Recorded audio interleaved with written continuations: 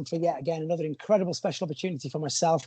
I'm sitting down with Evan and Mark from Hasbro, and I've got quite a few questions lined up with them. Hopefully, as I say, they're not going to be too difficult. Admittedly, a lot of them have already been answered, which was some of them were about the Studio Series Optimus Prime, because Evan did such a thorough job at SDCC with so many other people and so many other questions involved. But I've still got a couple left. So let's start off with, I've obviously spoken to you before, and you've said to the fans as well that most of the process taken from a figure from start to finish is about 2 years. With this one being so special, was there any time? Was the time process the same? Was it longer? Was there any more extra work with the fact that it is the big one, shall we say? In terms of development, I'd say it was still the same length. It was about 18 months, but I mean, this was one that was been on the back burner for a long time of just like, we have to do this. This is what we want to do. Like, I mean, we went back and forth on the features that we wanted to make sure we included to make sure it was a great Optimus Prime. And then Takara Tomo-san working on that, blasting that out.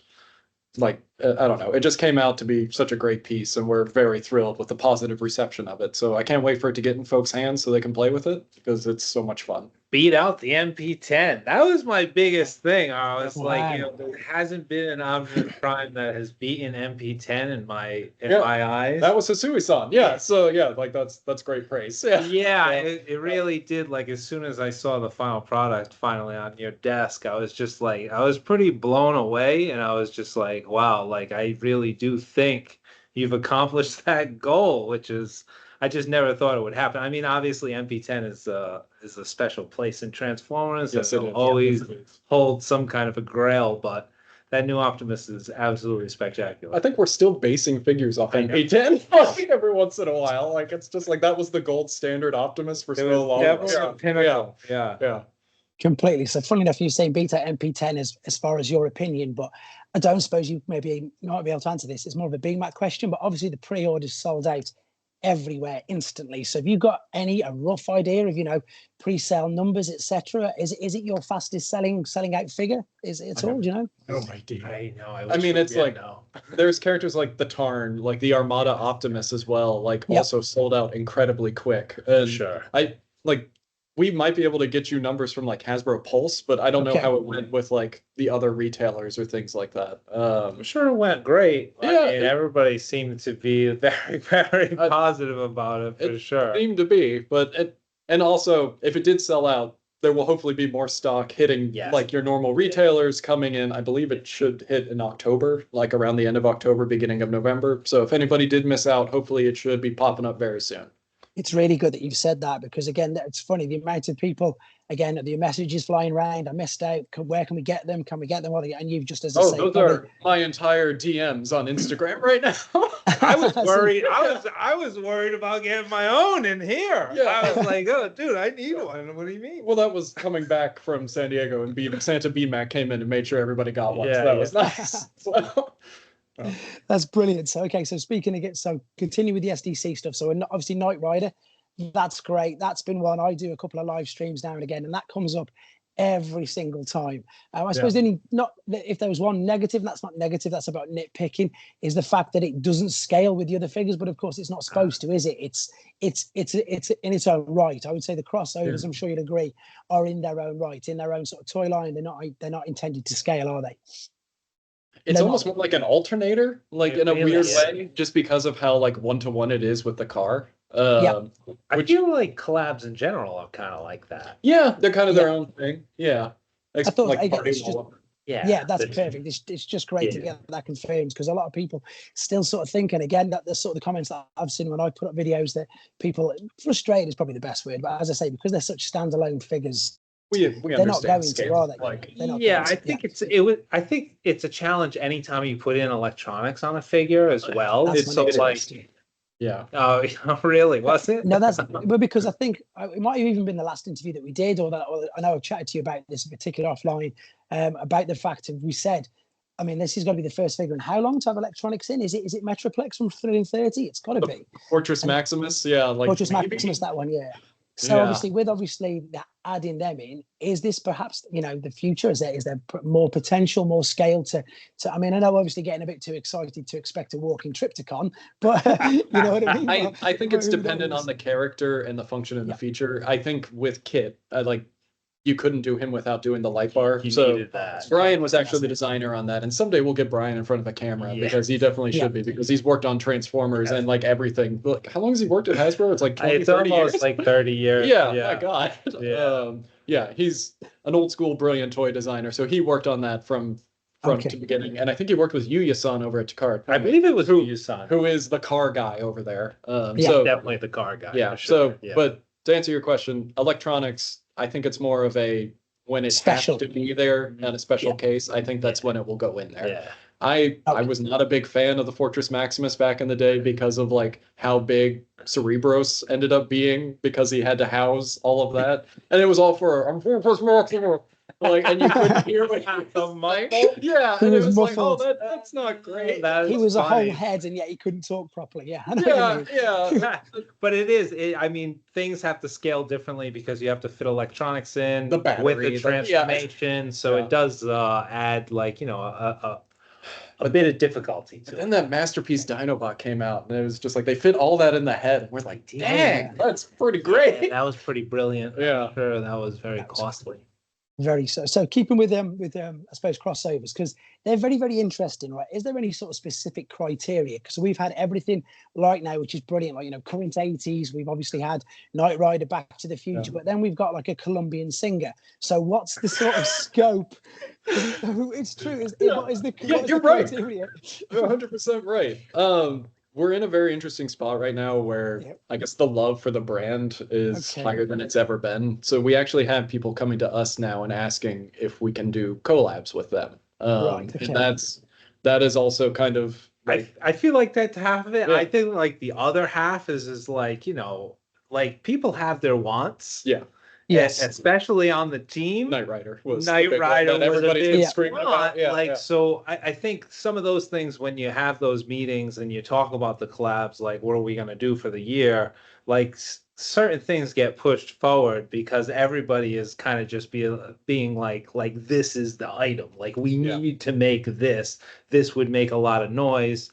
And I think that's what ends up, like, you know, with those two things combining, which is like people approaching us and people's certain wants and needs inside, like end up pushing those kinds of deals. Would you say they're like the obvious picks, like the ones where people are like, why haven't they done this yet? Like that's usually some of them, I think. That is definitely some of them for sure. But you know, like Knight Rider was definitely one of those. Like we all knew that needed to happen. So obviously, that being said, so where do you come in? So do you push the idea, or are you just solely, someone comes to you and says, this is going to be the next collab, and then you just start designing it, or do you get to sit around and put ideas forward? It's kind of I think as Mark just said, it's kind of a both situation right there, because there's times when like we'll be talking to our marketers and they'll be like, oh, what do you think about this property? And then that will ignite a fire under us and we'll be like, I'm going to draw that for you real quick. Brilliant. And then they will go then and start, their people will meet with our people and they'll go back and forth. Sometimes those don't happen. Sometimes they do happen. There may be a couple surprises coming in the next couple of years. And then the other half of it is people just come in and be like, hey, we got this deal going on. We're going to do this. And we're like, okay, that sounds amazing. Yeah, exactly. Perfect. Right. Okay. So moving on to sort of studio series, the backgrounds that are coming out, the big cardboard backgrounds. Has there ever been any thought into doing something like what you did with the Netflix series, instead of just getting a standalone background? I think more so for the Bumblebee movie, because obviously now we're getting concept art of figures that didn't really have a background. So it would make more sense to get something that you could sort of piece together. A, it would encourage people to buy the set, and B, it could be a little bit more, you know, exactly that, could be a little bit more exciting than a background that they never were there. You know what I mean? Something like that. So maybe.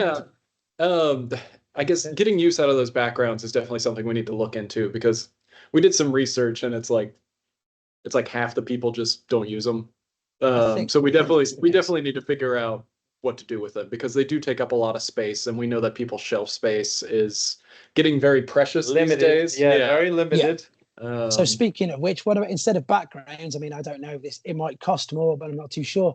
One of the people in the interview at SDCC was, you were talking about flight stands for some figures, but instead of having like flight stands, instead of having a backdrop, have a stand for a figure that they could sort of be posed on or something. Instead, I don't know if it'd be the same cost or whatever, or just something for them to rest on. the difference between cardboard and plastic. It would not, but that would be a Okay. dream for us to do because Okay. all we want is to include stands for dynamic posing and stuff. It Yeah. comes up like daily, if Yeah. not weekly. Does It's it? hard to Okay. find the right opportunity Yeah. to get the figure stands out there. And then Yeah. also like the ones that I've been using actually, and I actually gave you some. You did, yeah. Cara ended up making for their market, and they work great, and like our figures are actually compatible with them, but They're old. they're old Okay. and they're they actually are prone to breakage They because are, I've right. actually broken a couple of them. So have I? Yeah. Because Yeah, it's so- also what they used to include with their old masterpieces as well. Yeah. And they're like Right. 10, 15 years old. But Yeah. yes, so the We're the looking talk, into it. the talk of making a new flight stand comes up weekly and like Okay. how we go about doing that. But the cost is not apples to apples, sadly, for No the problem. background. But that definitely thought is not. something that we talk about is like, how do we get this out there? But we are always thinking about trying to like increase the value for the Yeah. purchased figure. You know what I mean? Like we're always trying to like push that envelope basically, and you Yeah. know, anything, even blast effects, stuff like Yeah. that. Yeah, Like brilliant. that you can tell that some items were just like we don't really have any cost left, but you know what? We can get these blast effects in. Yeah. Like put Yeah. those in there. Yep. We try to at least like, you know, get a good offering for everybody. So We yeah, try. it's bad. We try. Yeah. We try. Okay, moving on to comic verse then. Me personally, that's my favorite thing of this year, I think, so far. Just a great idea, even though, as I say, again, some people negatively, oh, they're just repaints, but I think they're amazing. And I know the third one, Straxus, is just a partial is a retool rather, but a very clever one. It's got to be probably one of my most anticipated figures. And of course, the next ones are coming up. As I say, is there any more plan to take this past the 40th anniversary? Because I just think it's brilliant. Really do. I know that God, when did we have our first like podcast stream with you? Was that 2022, I think? Because I think like because we talked a lot about the UK comics then, and like we've been talking about that, and it's like, Yeah. oh yeah, like we had this kind of like going like at that time, and I was like, oh, I better Yeah. not give anything away. Yeah. But to answer your question, I know John spoke at SDCC a couple times about how we are probably going to look more into the comic book stuff. However, it's probably going to be kind of further out there, like Okay. in Studio Series particular, it would probably be after we kind of finish 86. It's Right. entirely possible that those stuff will still come into Legacy as we did with Tarn. Yeah. Yep. Because there are characters like I want a Nautica, I want a Riptide, I Yep. want all these other characters that showed up that I loved, and yeah, we're trying to seed them in where We're we can. trying. Yeah, we're trying to Brilliant. figure that out. Yeah, Yeah. sure. Great stuff. Right, a couple more things then. So last one, well, sorry, penultimate one, toy lines and cancelling toy lines. Obviously, we know that Velocitron was cancelled. We've had Toxitron. That's gone awfully quiet, but obviously a lot of people are going to want that to finish the G2 Menasor. Also, Mark, your great work on the Wreckers. Where's the rest of them? I know you Are want we- are we Rack and getting the Raven out rest of there. them? I know. So that's obviously with the toy lines. I know obviously a lot of it's probably taken out of your hands due to sales and whatever else, wherever the brand's going. And I understand that with Velocitron, obviously because we still need that toy deco hot rod as well. But is there going to be, or I don't know if you can say or if you can't say, is Toxitron still ongoing? And maybe will we in the future see maybe capsule 2 of the Wreckers without going into too much detail and getting you guys in trouble? Well, some of your examples were just meant to be like 1-year capsules. Right, I that's guess what I was thinking. Velocitron was a very unique instance where It was a unique. that Yeah. that was canceled, but such as the Toxitron line, those were the characters, those were the item count that we had for that year. It's entirely possible that we can continue to do those G2 decos. Mark has many a deck, many a plan for more Wreckers, and that is always on the back burner. Always. Okay. I love Wreckers, and I never Yeah. want to see that like kind of exclusive program die, because there are those characters like you were talking about, like Rack and Ruin, and there's a couple other guys that I've wanted desperately for a long time. So I think it's as long as I've worked with you, you have brought up Rack and Ruin like just constantly. But the I good just thing really is, want though- that toy. Yeah, and Well, it's you always like to use the molds, don't you? Sorry, but you can reuse the mold for double header the Pretender. So there's Oh, multiple yeah, use straight yeah. away. That's That's true. so That's true. funny. Asui just brought up doubleheader. That's For really, what? Yeah, I gotta check okay. that. It's really strange. But Interesting. yes. So those capsule programs, sometimes if it's one of those things where we like put it out and it does really well, Yeah. then we'll try to actually like, Yeah. definitely put in the wave 2 or the wave 3 to continue that kind of success. But I mean, it's Some of 2 them years are later, just, though. yeah, it Like, is 2 years later. So it's like, yeah, Okay. Toxitron did great, but that was last year, right? So Yeah. it's like, last summer. so we definitely could have activated again against it, but anything then would come out like this year or the following year. Yeah, I don't So know if the 90s would be on trend by then as Oh, I well. don't know. That's another thing. We try to hit Yeah, the of course. trends. The 90s right there for the Toxitron capsule, even for your like casual consumer, was just the so bright colors. yeah, so like ripe and tasty for that consumer, like in that trend. But I guess to answer your question, like it's always possible these will come back. Yes. Just like it was just that when we did them, they did their run. They Yeah. Okay. uh, They served their and- purpose. I didn't want to word it like that, but yeah. Okay. like, yeah. Okay, moving on to the final one and the big one then. So Studio Series 86 Devastator. That's I think that's going to overtake Optimus Prime, obviously, in most anticipation. I think obviously you've got the fact that which we sort of, again, this is some things that I've read on the internet, and whether or not you can confirm them or not, it would be great. So we've heard, I think, well, actually, you said this one. This one, you said all figures are going to be available or come out in 2025. Is that the case? That's the plan to get them all out?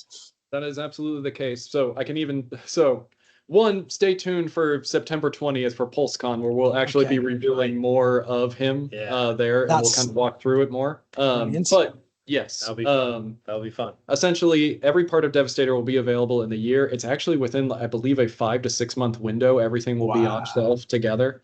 That was a big ad. That was a big. That was a from a lot of different people because on our team. At one point in time, he was going to be over 2 years, but then we were like, no, that's stupid. We'll just we'll all make it into 1 year. We kind of learned because on Menasor we had Breakdown that came out afterwards, and that was a wave shift that happened. We couldn't really control that, but that ended up like being very difficult for a lot of people to get that last Breakdown to finish that Menasor. So we definitely like learned from that. Yeah, we definitely heard from that, and then we're definitely trying to get, like, if we do any other combiners, they're all going to get out there. What do you mean? If we do any.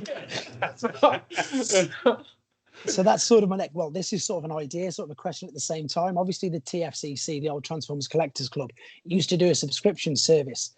And as I say, I think for something like this would be amazing because you could obviously use Pulse. You could, as I say, people could sign up for it as soon as they like. So if you're going to reveal something at PulseCon, people can pre-register their interest, and then they could, if they sort of, because again, at the moment, and again, this isn't your fault, there's distribution all over the place. You know, some like I'm lucky in the UK. Sometimes we get something, sometimes we don't. But if there was a way for each fan to be able to know, you know, I've secured, or you know, set up direct debits, whatever it's called in the US. You know, I'm going to pay a monthly subscription, one figure a month for 6 months, and I know that I'm going to be able to go and get that particular figure. I think it would work brilliant for Devastator.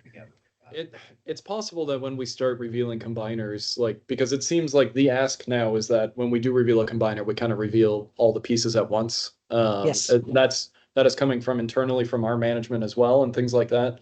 So we might be able to, and this isn't our department, but it is something that we can talk to them about. We might be able to maybe rig up the system so that you can pre-order all the pieces at once. So it's not just you can only pre-order 2 or 3, but we definitely would have to talk to the team about that because we'd have to see how that system is laid out and if it's possible. And you know what? Great reminder to get us basically on top of that, because right after we leave here, we'll go talk to some marketers about that. Yeah.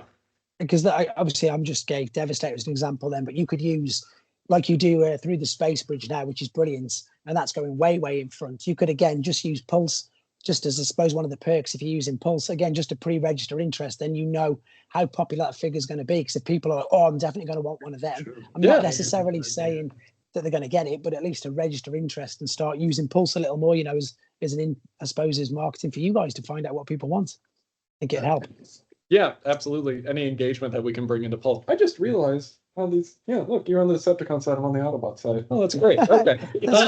Sorry. Looking at my reflection in this, and I was like, oh, that's perfect. We did not intend that. But yes, Russ, great ideas, always. Dude, we're going to get you in on, we're going to get you in here. You're gearing up for a job in this place. Yeah. Who knows? Hey, the dream, eh? Anyway, okay, so obviously, again, Studio Series 86, is all about the scenes, being able to recreate scenes from the movie. Evan, again, fantastic with the Optimus Prime, that scene.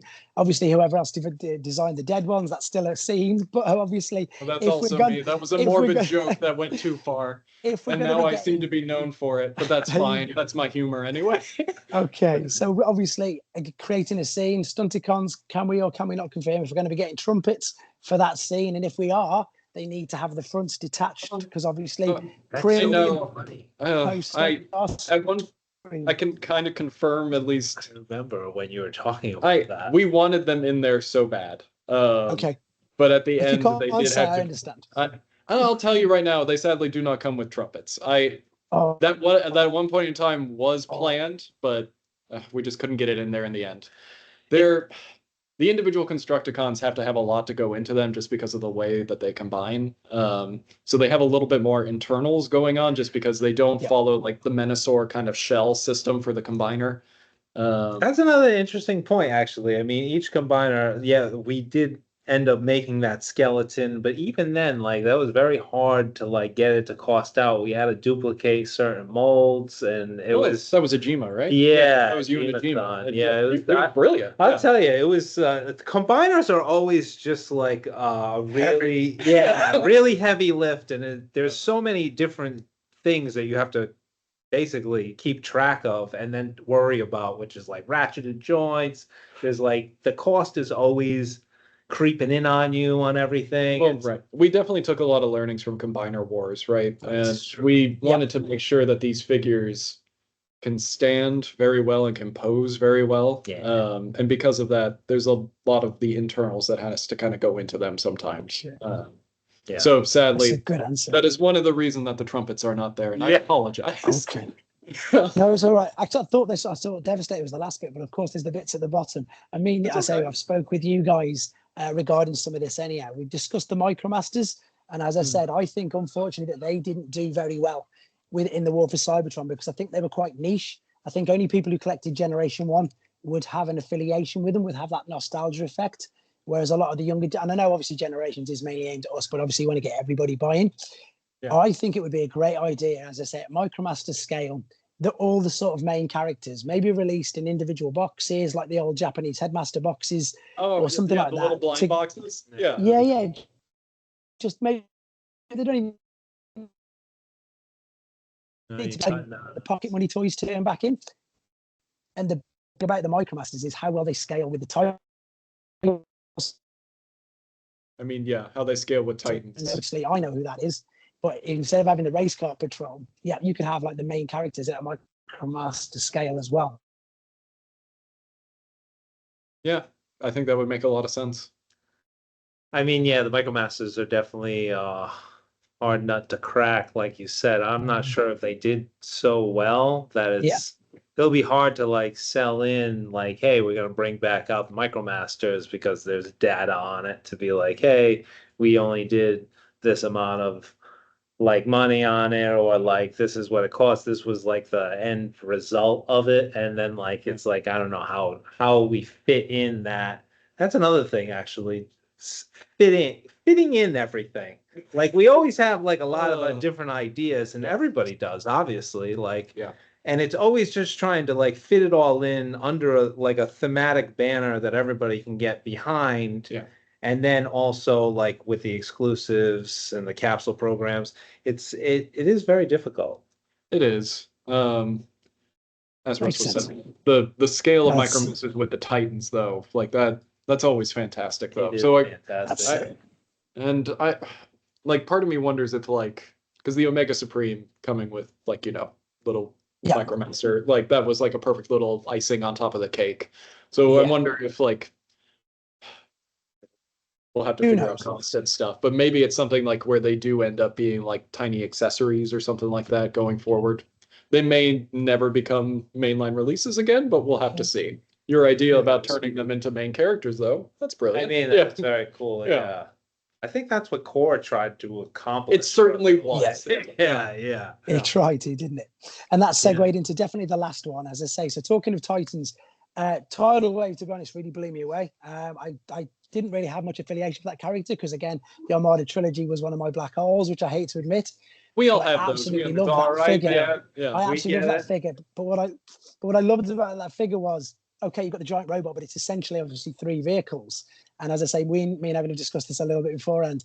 Obviously, there's another Japanese amazing huge transformer that is made up of 2 huge components that make a robot, and things like that now have given me the encouragement that all the, something like an Overlord could potentially be a possibility, or even like a God Jinrai, because again, there's your 3 parts. And as I say, although the robot's not as big, it's the fact that you've got these 3 components that are basically all things that themselves, aren't they? You've obviously got Jinrai, the trailer, and then God Bomber, etc. So the potential now, because I think Titans, and again, I think a lot of people have discussed this, the main big robots, they're the giant ones. There can't be too many of them left. So with regards, as I say, to like a God Jinrai or an Overlord, they could still be classed as Titan because the amount of stuff that you could put with them would definitely build them up, because the base modes on them are huge, aren't they? So is that sort of a way that Titans could go? I think so, because I think that's how we've been handling sort of Studio Series Commander in a lot of ways, where because when you look at the original Commander came out, the Jetfire, he was just a big dude, right? But now obviously Studio Series has kind of been using Commander for like the Ultra Magnus, the Optimus Prime, to kind of like give you these very kind of premium figures so that they can have everything that they're supposed to have. So it's definitely possible that Titan could also become something like that. Oh, no, I know 100%. Hasui wants to do grandest. Like, so bad. We all want grandest, and there's still a list. I There's want still broadside. I want broadside. Yeah, Broadside would actually fit into that category that you're talking about, which is like he's not as big as a Titan, but he's bigger than a Commander. So it's like, especially when it's animated in season 3.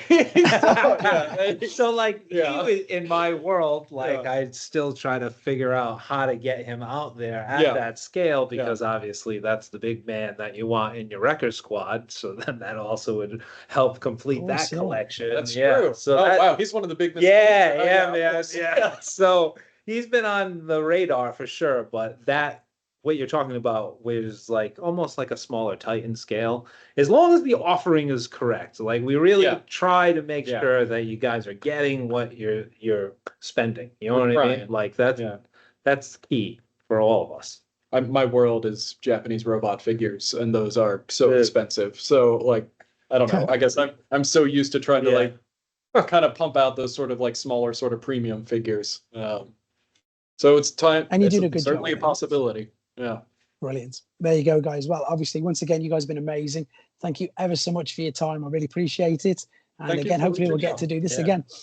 Yeah, for sure. Totally. I always have fun, man. Yeah. Good luck live streaming the event. Like it's going to be super cool. Definitely.